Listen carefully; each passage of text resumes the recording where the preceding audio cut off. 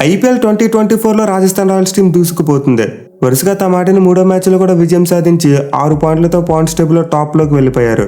So Rajasthan team అయితే వాంఖేడే స్టేడియంలో Mumbai team మీద కంప్లీట్ డామినెన్స్ చూపించింది. ముందు బాల్తోనూ ఆ తర్వాత బ్యాట్తోనూ అసలు ఎక్కడా కూడా ఎంఐ టీంకు ఛాన్స్ ఇవ్వలేదు. Mainly the man Trent Boult first 3 ఓవర్స్లోనే ముంబై టీంని డిసెంబుల్ చేసేశాడు. సో తమ లాస్ట్ మ్యాచ్లో 246 పరుగులు కొట్టిన ముంబై బ్యాట్స్మెన్ ఈ మ్యాచ్లో కంప్లీట్గా తేలిపోయారు.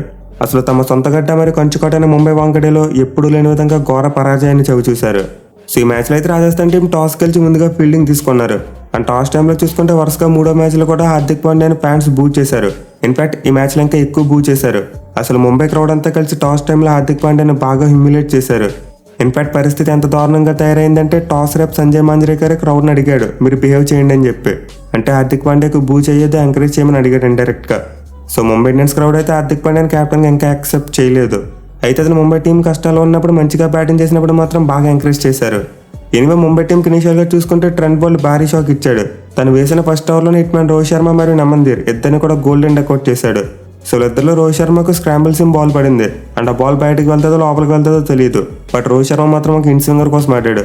బట్ బాల్ లైట్గా బయటకు కట్టే ఎడ్జ్ తీసుకుని సంజు శాంసన్ చేతిలో పడింది. అండ్ శాంసన్ అయితే చాలా బ్రిలియంట్ క్యాచ్ పట్టాడు. ఇక తర్వాత నమందీర్ చూసుకుంటే completely opposite delivery.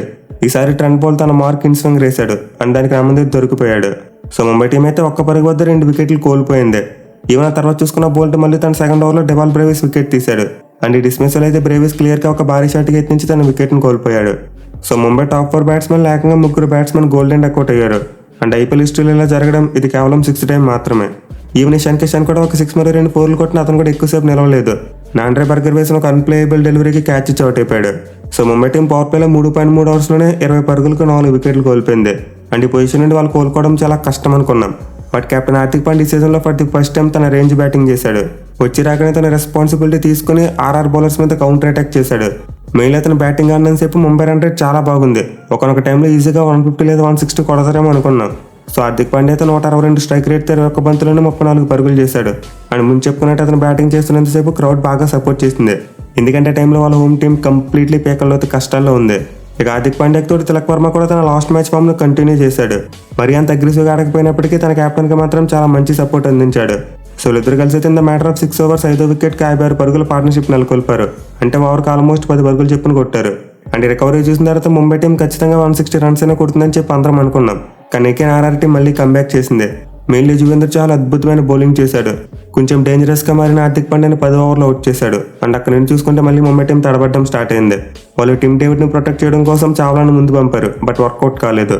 Even Tim David వచ్చినా సరిగ్గా బ్యాటింగ్ చేయలేకపోయాడు. 24 బంతుల్లో 17 పరుగులే చేశాడు. అదే లాస్ట్ ఇయర్ అతను ఆర్ఆర్ మీద మ్యాచ్ ఆడినప్పుడు 14 బంతులను 42 పరుగులు కొట్టాడు. ఈవెన్ తిలక్ వర్మ చూసుకున్న హార్దిక్ వికెట్ పడిన తర్వాత అతను స్లో అయిపోయాడు. అండ్ ఆల్సో తన వికెట్ను చాలుకు సమర్పించుకున్నాడు. సో ముంబై టీం రికవర్ అయింది, బాగానే కొడతారు అనుకున్నా కానీ ఆ తర్వాత మళ్ళీ వరుస పెట్టి వికెట్లు కోల్పోయారు. మెయిన్లీ డెత్ ఓవర్స్లో చూసుకుంటే ఆ టీం అస్సలు రన్ స్కోర్ చేయలేకపోయింది. కేవలం 4.5 ఎకానమీతో బ్యాటింగ్ చేశారనుకుంటా. సో ఇదైతే ఖచ్చితంగా ముంబై టీంకి చాలా పెద్ద హ్యూమిలేషన్. మెయిన్లీ లాస్ట్ మ్యాచ్లో 256 రన్స్ కొట్టిన తర్వాత ఈ మ్యాచ్లో కేవలం 125 రన్స్ మాత్రమే కొట్టడం నిజంగా టీం గాలి తీసినట్టు అయింది. ఇక ఆర్ఆర్ బౌలింగ్ విషయానికి వస్తే బోల్ట్ నిజంగా మైండ్ బ్లోయింగ్ బౌలింగ్ చేశాడు. పవర్ ప్లేలోనే 3 వికెట్లు ఇసి ఆర్ఆర్ టీంకి ఆల్మోస్ట్ గేమ్ను గెలిపించేశాడు. అండ్ ఆల్సో అతను ఇచ్చిన రన్స్ చూసుకున్న కేవలం 22 రన్స్ మాత్రమే ఇచ్చాడు. సో బౌల్ట్ బౌలింగ్ వల్ల ఈ మ్యాచ్లో ఆర్ఆర్ టీం గెలిచిందని చెప్పుకోవచ్చు. మెయిన్లీ అతను 3 బ్యాట్స్మెన్ గోల్డెన్ డకౌట్ చేశాడు. సో ఒకరిద్దరు బ్యాట్స్మెన్ నార్మల్ డకౌట్ చేయడమే కొంచెం కష్టం. అలాంటిది బౌల్ట్ ఏకంగా 3 బ్యాట్స్మెన్, అది కూడా top order batsmen golden duck out చేశాడు. ఇన్ఫాక్ట్ ఈ మ్యాచ్లో అతని బౌలింగ్ పెర్ఫార్మెన్స్కి player of the match award కూడా దక్కింది.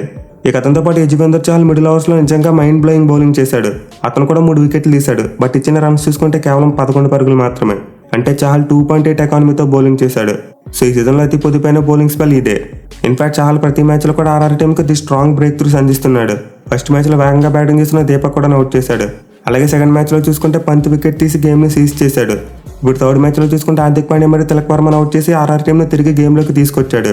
సో నిజంగా చాహల్ బౌలింగ్ అయితే ఆర్ఆర్ విజయాల్లో చాలా కీ రోల్ ప్లే చేస్తుందని చెప్పుకోవాలి. ఇక చాహల్తో పాటు బర్గర్ కూడా 2 వికెట్లు తీసుకున్నాడు. మెయిన్లీ పవర్ ప్లేలో బౌల్ట్తో కలిసి అతను అద్భుతమైన బౌలింగ్ చేశాడు. అఫ్కోర్స్ రన్స్కి అయితే వెళ్ళాడు, కానీ ఖచ్చితంగా అతని బౌలింగ్తో బ్యాట్స్మెన్ ఇబ్బంది పెట్టాడని చెప్పుకోవాలి. ఇక ఆవేష్ ఖాన్ చూసుకుని అశ్విన్ చూసుకున్నా కూడా తమ ఫైన్ ఫామ్ను కొనసాగిస్తున్నారు. ఇన్ఫాక్ట్ ఆవేష్ ఖాన్కి ఒక వికెట్ కూడా దక్కింది. సో ఓవరాల్గా చూసుకుంటే ఆర్ఆర్ బౌలర్ కూడా 8 కంటే ఎక్కువ ఎకానమీతో బౌలింగ్ చేయలేదు. అని దీన్ని బట్టి అర్థం చేసుకోవచ్చు వాళ్ళ బౌలింగ్ యూనిట్ ఎంత సక్సెస్ అయిందని అయితే. ఇక వాళ్ళ చేసింగ్ విషయానికి వస్తే పెద్దగా కష్టపడింది ఏమీ లేదు. అఫ్కోర్స్ ఆర్ఆర్ టీం అయితే వికెట్లు కోల్పోయారు. ఇన్ఫాక్ట్ వాళ్ళు 6.3 ఓవర్స్లోనే తమ టాప్ ఆర్డర్ మొత్తాన్ని కోల్పోయారు.